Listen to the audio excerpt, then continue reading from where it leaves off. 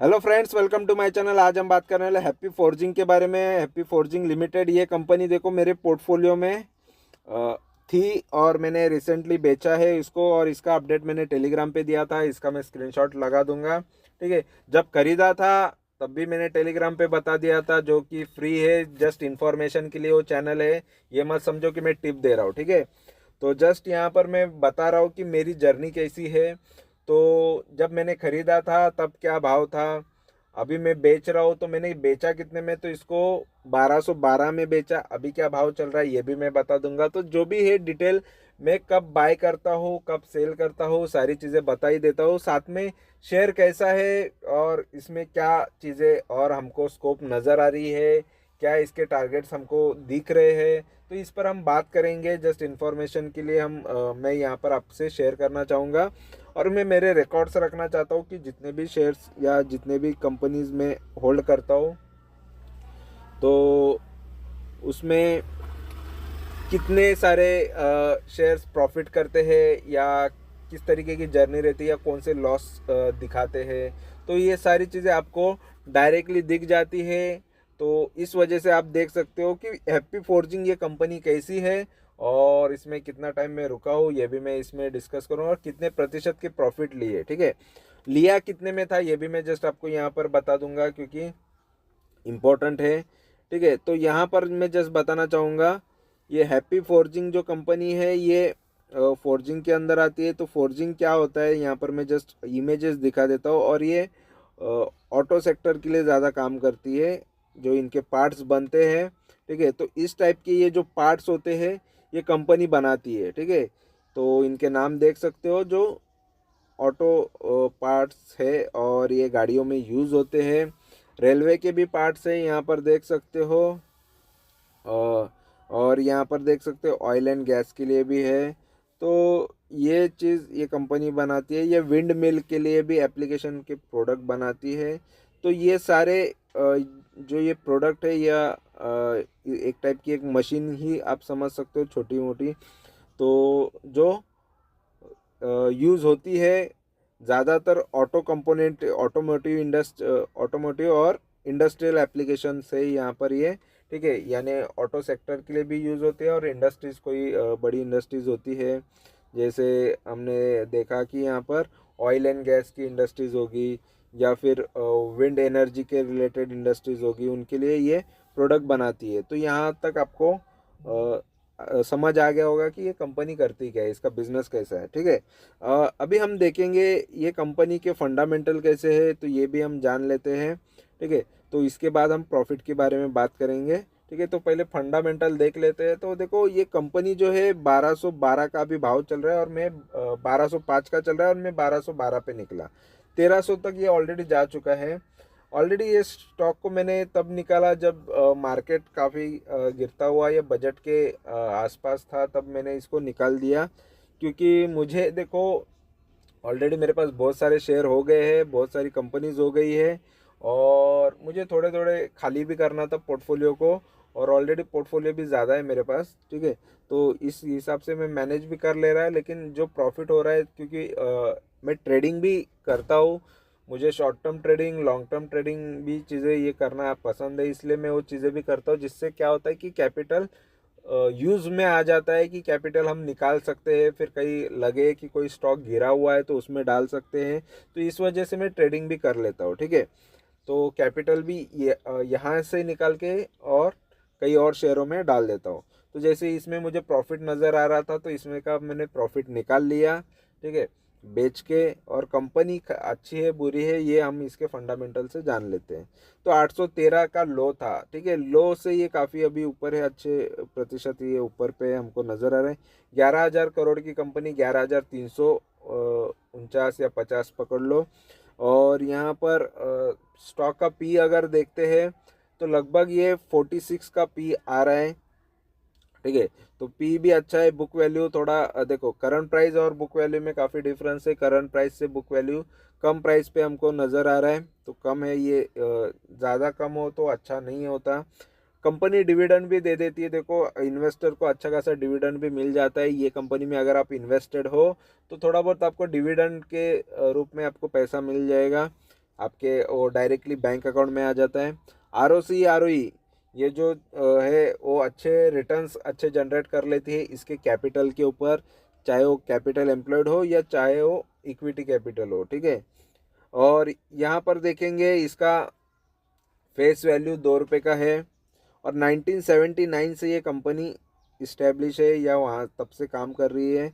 और अगर हम देखते हैं 1 साल में ये स्टॉक काफ़ी बढ़ा भी था, ठीक है, बढ़ा भी है। और 3 साल की बात करेंगे तो 3 साल में भी देखेंगे तो 3 साल में भी ये काफ़ी बढ़ता हुआ नज़र आ रहा है। लेकिन ये स्टॉक को ज़्यादा साल हुआ नहीं है, जस्ट ये 2023 से, तो 23 से 3 साल होते नहीं है।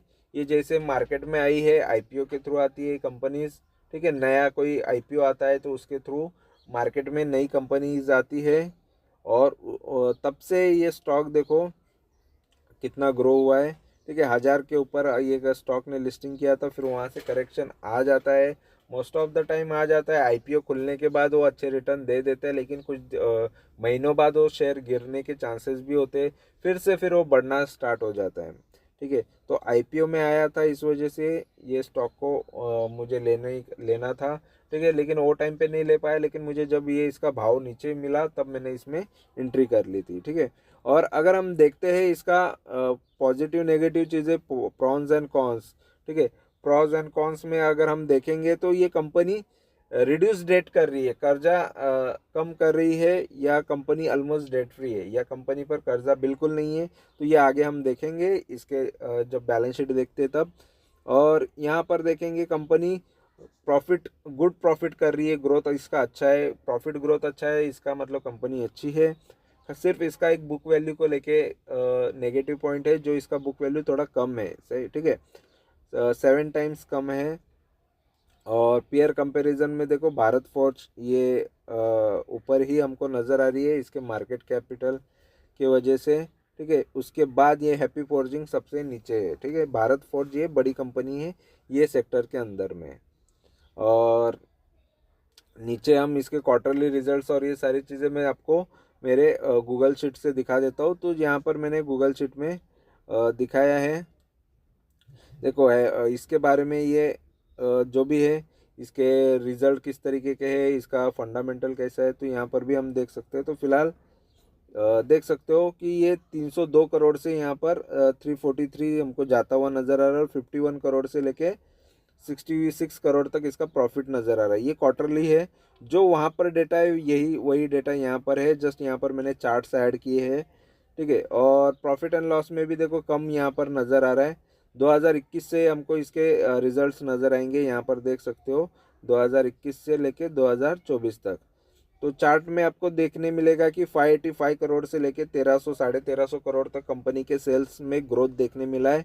और प्रॉफिट ग्रोथ देखेंगे तो 86%, 86 करोड़ से 243 करोड़ तक, ठीक है। तो प्रॉफिट में भी अच्छा खासा ग्रोथ हमको देखने मिल रहा है, ठीक है। कंपनी ग्रोइंग है, सेल्स बढ़ रहा है, प्रॉफिट बढ़ रहा है। और देखो कंपनी को कम्प्लीटली 1 साल भी कंप्लीट हुआ नहीं है, इस वजह से यहाँ पर हमको नज़र आ रहा है कि यहाँ पर इसके 1 साल के भी रिटर्न हमको नहीं नज़र आ रहे हैं। और बैलेंस शीट की बात करेंगे तो बैलेंस शीट में आपको नज़र आएगा कि देखो कंपनी का बैलेंस शीट में आपको यहाँ पर मैं जस्ट यहाँ पर दिखा देता हूँ कि ये कंपनी 36 करोड़ का यहाँ पर कंपनी का रिजर्व है, ये ब्लू में है वो रिजर्व है, रिजर्व हमको बढ़ता हुआ नज़र आ रहा है, 1500-1600 करोड़ तक रिजर्व बढ़ रहा है। और अगर हम यहाँ पर बोरोविंग या अदर लाइबिलिटीज़ की बात करें तो बोरोविंग देखो, बोरोविंग रेड में है जो 143 करोड़ की है, तो बोरोविंग कम है और अदर लाइबिलिटीज़ भी कम ही है कंपनी की। तो ये चीज़ काफ़ी अच्छी है कंपनी के लिए। तो फिलहाल तो फंडामेंटली बैलेंस शीट वाइज ये फाइनेंशियली काफ़ी अच्छी कंपनी नज़र आ रही है। और शेयर होल्डिंग की बात करेंगे तो मेजॉरिटी शेयर अभी प्रमोटर के पास ही है। तो यहाँ पर देख सकते हो 78% के ऊपर यहाँ पर देख सकते हो यहाँ पर ये प्रमोटर के पास है। सेकंड नंबर पे आ रहा है यहाँ पर DIs आ रहे हैं जो 16% से है, यानी इसके अंदर म्यूचुअल फंड भी आ जाते हैं, ठीक है। FIs थोड़े कम है और उसके बाद पब्लिक है, ठीक है, पब्लिक यहाँ पर 2-2.5% है। तो मेजॉरिटी शेयर बड़े लोगों के पास ही है। टारगेट्स की बात करेंगे तो देखो 1300 का टारगेट यहाँ पर हमको दिख के आ रहा है, जो अभी रिसेंटली हाई मारा है।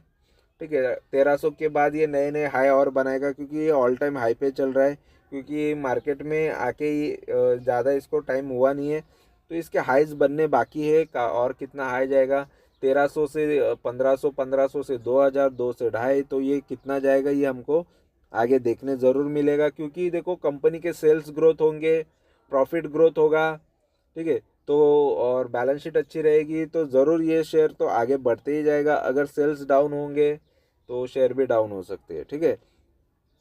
तो फिलहाल तो सब कुछ अच्छा ही है इसके अंदर। और लो की बात करेंगे तो देखो अगर कुछ ख़राब न्यूज़ आती है तो इसके लोज आ सकते हैं। देखो एक महीने का लो इसका है 1100 का, 1136 का जो 23 जुलाई का है।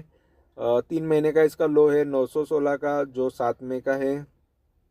और उससे उसके बाद 6 महीने से लेके पूरे 5 साल तक का लो, 5 साल तो कंप्लीट नहीं है लेकिन जितने भी साल है मतलब मार्च 2018 का जो लो है वही इसका, यानी 6 महीने में जो लो मारा है वही इसका लो, ऑल टाइम का लो है 813 का। 813 के नीचे जाता है तो इसका मतलब है कि फिर नए लो बनाएगा।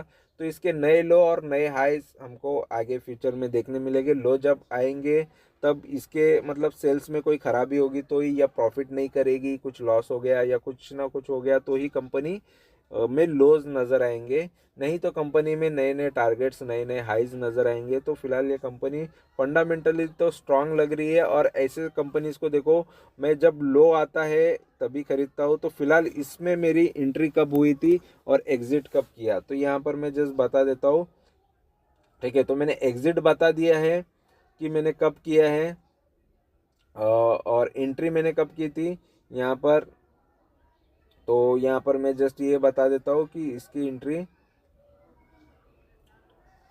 लगभग लगभग मेरे कौन से भाव पे था, यहाँ पर मैं जस्ट यहाँ पर आपको एग्जैक्ट मुझे आपको बताना है कि इसमें देखो 964 पे मैंने इसमें बाइंग की थी। 964 से मैंने 26% इसमें रिटर्न लिए हैं, जो काफ़ी मुझे अच्छे रिटर्न्स मिले हैं। तो ये वीडियो अच्छा लगा, इन्फॉर्मेशन अच्छी लगी तो ज़रूर चैनल से जुड़ो, चैनल को सब्सक्राइब करो, लाइक करो, कमेंट करो, दोस्तों के साथ शेयर करो। Thank you very much for watching my video. Thank you, bye bye.